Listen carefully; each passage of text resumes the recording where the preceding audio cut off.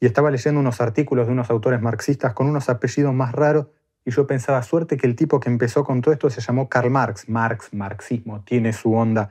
Si el tipo se hubiera llamado Carlos Portolongone o Beto Avirrigaray, no lo seguía nadie. ¿Pueden las máquinas reemplazar el trabajo humano?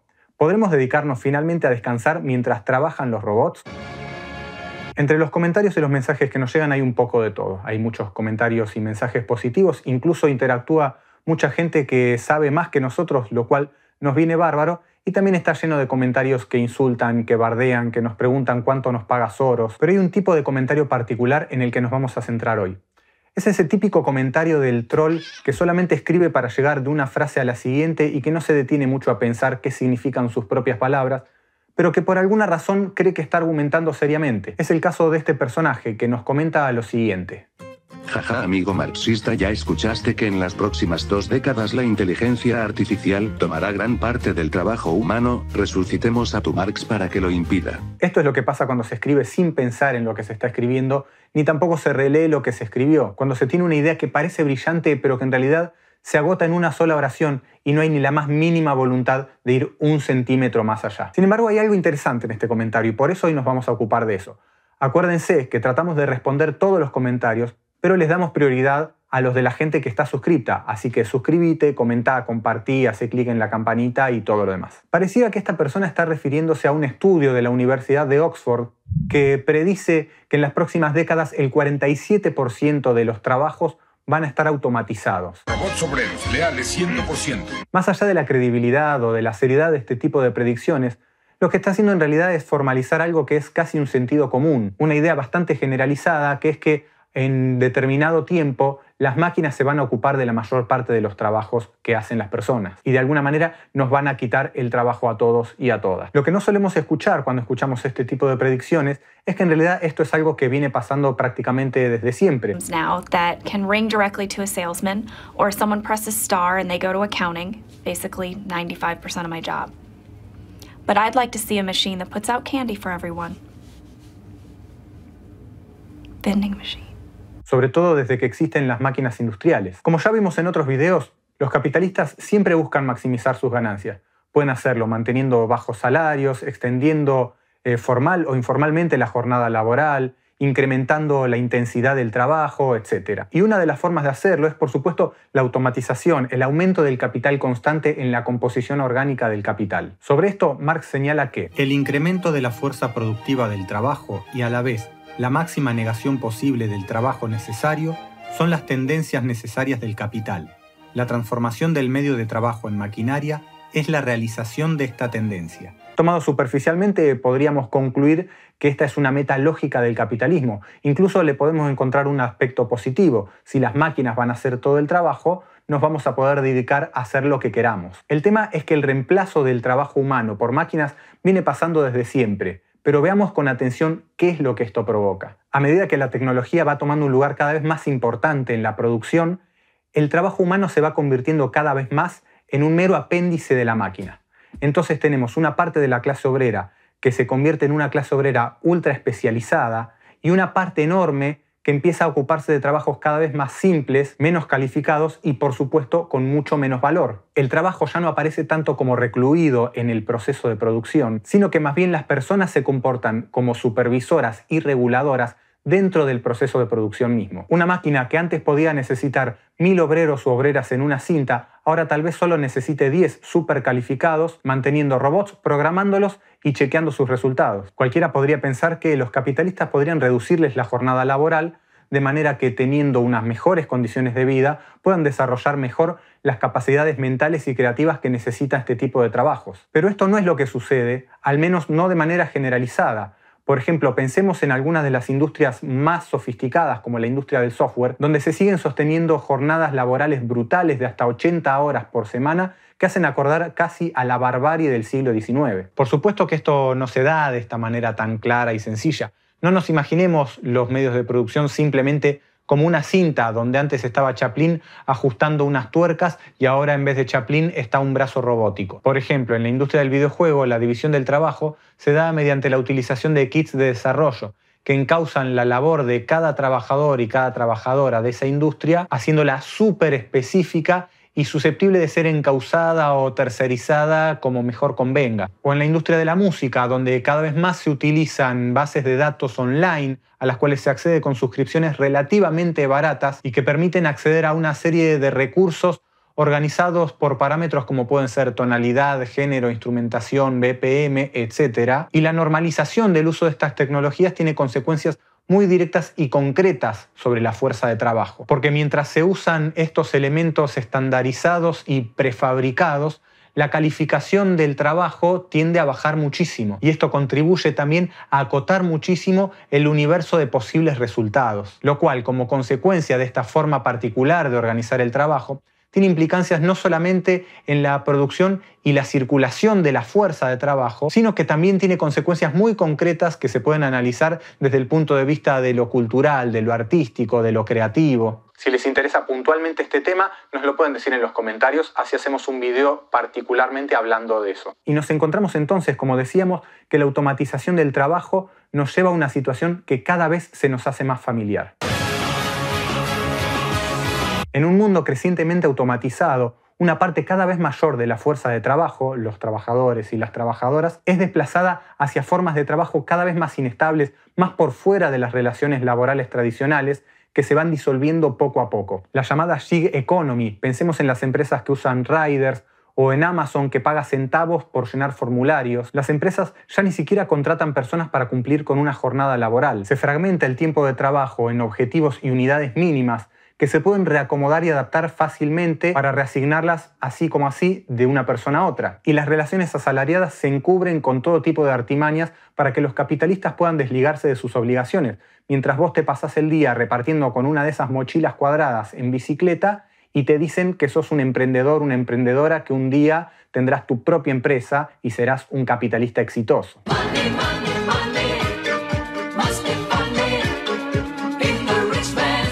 Estos modelos de trabajo te obligan a estar disponible todo el día y además hasta mercantilizar todos los aspectos de tu vida. Si tenés un poco de espacio en tu casa, podés alquilarlo a través de una app. Si tenés bicicleta y algún tiempo libre, podés salir a repartir. Si tenés auto, lo podés poner de Uber. Vemos entonces cómo se van difuminando los límites entre el tiempo y el espacio laboral y no laboral. Un panorama de trabajos repetitivos, insatisfactorios y mal pagos que ofrecen un estándar de vida bajísimo y altamente nocivo para la salud mental y física. También, la automatización del trabajo puede aumentar la población sobrante, es decir, todas aquellas personas sin las cuales la producción puede funcionar igual. Estas personas pueden estar precarizadas, desocupadas, pueden estar forzadas a vivir de algún subsidio de la pobreza. Y todo esto nos lleva de nuevo al punto inicial. Volvamos a ver entonces lo que decía nuestro amigo. Jajaja, amigo marxista, ya escuchaste que en las próximas 2 décadas la inteligencia artificial tomará gran parte del trabajo humano. Resucitemos a tu Marx para que lo impida. Si las personas van a ser desplazadas y desempleadas por las máquinas, ¿quién va a comprar entonces los productos que produzcan las máquinas? Volvemos entonces una y otra vez a la misma cuestión, que nunca está de más repetirla. Nunca está de más repetirla, nunca está de más repetirla, nunca está de más repetirla. Porque parece que no la entienden. Si yo produzco algo que no tiene demanda, algo que no puede ser absorbido por el mercado, entonces ese algo no tiene valor. Por mucho trabajo que yo haya invertido, ese trabajo no se puede realizar como valor. Entonces, no es solamente el problema de las personas que van a ser desplazadas por las máquinas y no van a tener cómo sobrevivir, sino también de los capitalistas que no van a tener forma de insertar sus productos en el mercado. Veamos entonces esto con un poco más de detalle. Pensemos en las formas más efectivas de competir entre capitalistas. La más obvia, los precios. Si yo logro ofrecer mis productos a un menor precio que los demás, los voy a poder desplazar en el mercado para poder reproducir mi capital con ventaja sobre los demás capitales. Al introducir una innovación tecnológica, voy a poder vender mis productos al precio que está determinado por la productividad normal, pero con un costo mucho menor. Es decir, voy a obtener una ganancia extraordinaria. De hecho, yo voy a producir más unidades que antes, y el aumento de las unidades disponibles en el mercado va a necesitar de un aumento en la demanda solvente, y el aumento de esa solvencia va a necesitar de una caída general de los precios. Como yo tengo una productividad extraordinaria, me voy a ver beneficiado mientras los demás se perjudican teniendo que afrontar la caída de precios con una productividad normal. Por eso, porque esto va a producir que caigan sus ganancias, los demás no se van a quedar de brazos cruzados y van a estar permanentemente tratando también de innovar. Ahora bien, cuando yo aumente mi productividad va a pasar lo siguiente. voy a necesitar más medios de producción para que ese aumento de la productividad se traduzca en una mayor cantidad de productos. O sea, se necesitan más insumos porque se va a producir más. Y esto va a implicar que aumente la proporción de capital constante, el capital invertido en medios de producción, respecto del capital variable, la fuerza de trabajo, en la composición orgánica del capital, que es la relación entre estos dos elementos. No solo porque aumentó la inversión en tecnología respecto de la inversión en fuerza de trabajo, sino porque además aumentó la cantidad de capital constante invertido en materias primas. Volvamos al ejemplo de alfajores que usamos desde los comienzos de este canal. Imagínate que yo tengo una fábrica donde trabajan 10 obreros u obreras y producen 100 alfajores al cabo de 8 horas de trabajo. Y mi inversión consiste en 50 pesos en maquinaria, 50 pesos en materias primas y 100 pesos en salarios de esos trabajadores y trabajadoras. Estoy invirtiendo el 50% en capital constante y el 50% en capital variable. 100 pesos en medios de producción y 100 pesos en fuerza de trabajo. Si esos alfajores, cuando llegan al mercado, encuentran la demanda correspondiente, etc., se venden a 1.000 pesos, yo invertí 200 y me quedé con 800. Ahora bien, si yo encuentro una tecnología innovadora que me permita producir el doble de alfajores, 200 en lugar de 100, con una máquina que me cuesta 100 en lugar de 50, también voy a necesitar el doble de insumos, porque necesito producir el doble de alfajores.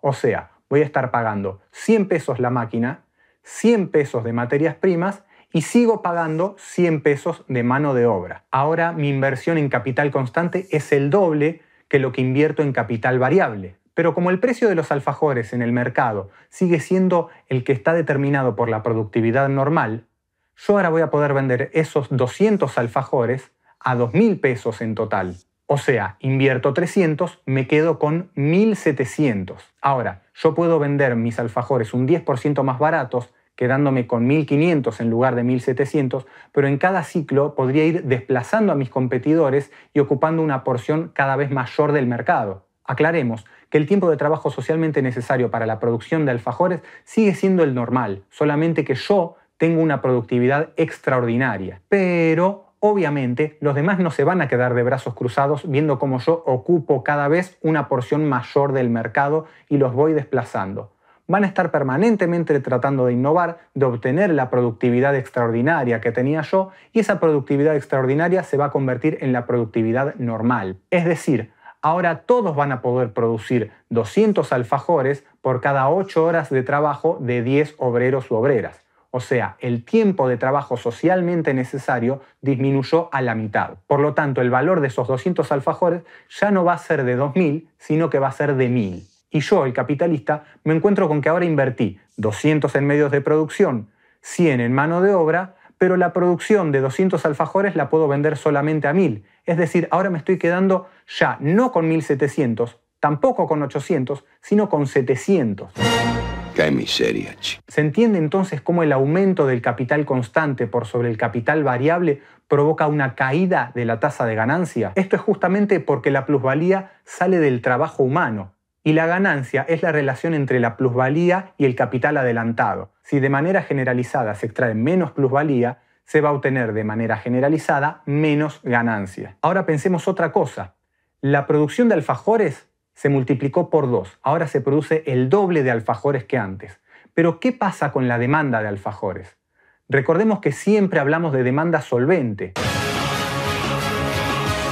Es decir, el deseo, la necesidad de las personas de consumir cierta mercancía nos tiene sin cuidado en la medida que ese deseo o esa necesidad no sea respaldado por la capacidad de pagar por esas mercancías. Es decir, los niños y niñas con hambre del mundo pueden tener una enorme necesidad de comida, pero en el capitalismo, si no tienen plata para pagar, esa necesidad no existe como demanda. Por muchos alfajores que yo produzca pensando en la gran necesidad de los niños y niñas con hambre, si no tienen platita, entonces lo que yo produje no tiene ningún valor porque no lo voy a poder colocar en el mercado, no lo voy a poder vender. Es decir, no produje nada de valor, me voy a tener que quedar con los alfajores y me voy a fundir. Entonces, si la demanda de alfajores es la misma después del aumento de productividad que antes y ahora se produce el doble de alfajores, la mitad de los alfajores no van a tener demanda. Por lo tanto, para entrar en circulación en el mercado, los alfajores se van a tener que vender a la mitad. Y esto, por supuesto, va a perjudicar mis ganancias.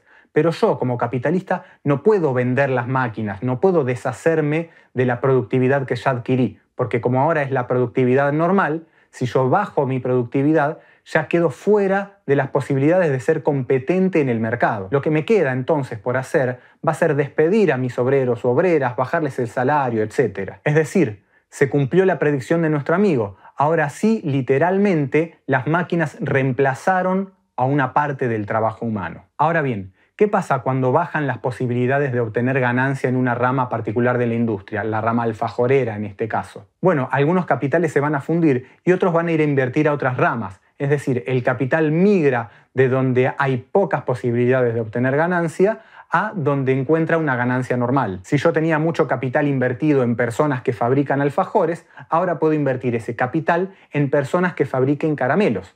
Pero si yo tenía gran parte de mi capital invertido en máquinas alfajoreras, esas máquinas no me van a servir para fabricar caramelos. Y esto va a perjudicar o anular mis posibilidades de irme a invertir en otra rama para no fundirme. Ahora pensá que esta lógica de la competencia ocurre en todas las ramas de la producción. Es decir, esto se está produciendo de forma general y ahora tenemos una gran cantidad de fuerza de trabajo que no puede ser absorbida por el mercado. Aumenta la desocupación, caen los salarios, cae por supuesto la capacidad de las personas para obtener y comprar productos, cae la capacidad de las empresas de obtener ganancias, etc. Lo que llamaríamos una crisis. ¿Cómo se puede pretender sostener entonces a largo plazo un sistema que socava sus propias condiciones de obtención de beneficio? Porque además pensemos que instalada la nueva productividad normal, todo esto se vuelve a repetir para seguir aumentando la productividad por las necesidades de seguir compitiendo. O sea, el capitalismo es un sistema en el cual si aumenta la productividad, se producen crisis. Parece absurdo, pero es así. Y esta tendencia a la caída de la tasa de ganancia es consecuencia de las necesidades de la competencia. Y es uno de los elementos de las crisis de superproducción, que además exacerba sus consecuencias. Pero hay una cosa más. Cuando disminuye el valor de los insumos necesarios para reproducir la fuerza de trabajo, porque la automatización hace que cueste menos trabajo producirlos, disminuye el propio valor de la fuerza de trabajo. ¿Y cuál era la premisa para reemplazar fuerza de trabajo, trabajo humano, por máquinas? Que las máquinas abarataran los costos. Pero el hecho de que ahora el trabajo humano sea más barato desalienta la inversión en maquinaria. Entonces, se vuelve a invertir en fuerza de trabajo, solamente que ahora con salarios más bajos, trabajos más precarios, una mayor tasa de desempleo y lidiando con las consecuencias de la crisis. Y todo se vuelve a repetir hasta que se genera una nueva crisis. Luego tenés crisis, una recuperación que no se sostiene, viene otra crisis. Pero claro, es mucho más fácil decir jaque mate, zurdo empobrecedor, que pensar todas estas cuestiones. Así que por el momento la respuesta es no. No nos van a reemplazar los robots. Vamos a tener que seguir trabajando en trabajos de porquería, aun cuando el nivel tecnológico del que dispone la humanidad está cerca de poder producir de manera automatizada prácticamente todo lo que consumimos, o al menos las cosas más elementales. Si te interesa el tema de la sobreproducción y todavía no viste el video que hicimos al respecto, es el momento de que lo mires, que lo compartas, que comentes, que te suscribas si todavía no te suscribiste y que le hagas clic a la campanita. Y además, si te interesa profundizar, te recomendamos mucho que indagues en el tema de la tendencia decreciente de la tasa de ganancia o la tendencia a la caída de la tasa de beneficio. Puede aparecer con distintos nombres según la traducción, porque es un tema crucial y muy interesante en la teoría marxista. Hay incluso un debate sobre si esta tendencia es la causa o es consecuencia de las crisis de sobreproducción. A favor de la primera postura se puede consultar fácilmente y en castellano a Scheik, Mandel y de acá de Argentina a Eduardo Sartelli, por ejemplo. Y de la otra postura se puede consultar, por ejemplo, a Marcelo Carcañolo o a nuestro atendedor de liberales de cabecera, que es Rolando Astarita. Pero antes de terminar, vamos a ver una vez más el comentario que nos dejó nuestro amigo. Jajaja, amigo marxista, ya escuchaste que en las próximas 2 décadas la inteligencia artificial tomará gran parte del trabajo humano. Resucitemos a tu Marx para que lo impida. ¿Por qué querría Marx impedir que las máquinas reemplacen el trabajo humano? ¿O por qué querríamos nosotros impedir que eso suceda?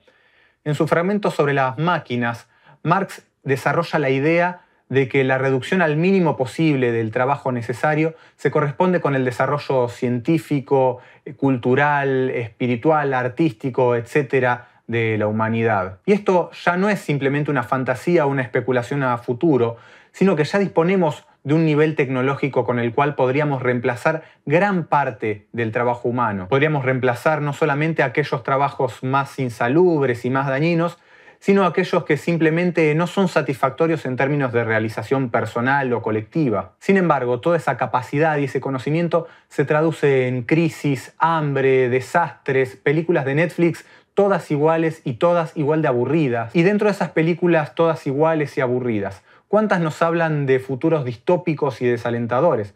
Nos vivimos imaginando qué es lo que nos depara el futuro capitalista, cuando en realidad tal vez nos tendríamos que estar preguntando si es posible otro futuro, un futuro donde verdaderamente trabajen los robots y nos podamos dedicar finalmente a hacer simplemente cosas que nos gusten, como mirar videos del fundido, que en realidad no sé de qué podrían hablar los videos del fundido si no existiera más el capital. Una aclaración antes de que te vayas. Cuando estábamos empezando a editar este video nos encontramos con que el canal Diálogo Marxista había subido un video propio hablando de esta misma cuestión, de la automatización del trabajo. El video es excelente, así que te recomendamos que lo veas y te recomendamos también que te suscribas al canal y que lo compartas porque todo el contenido que sacan es muy, muy bueno.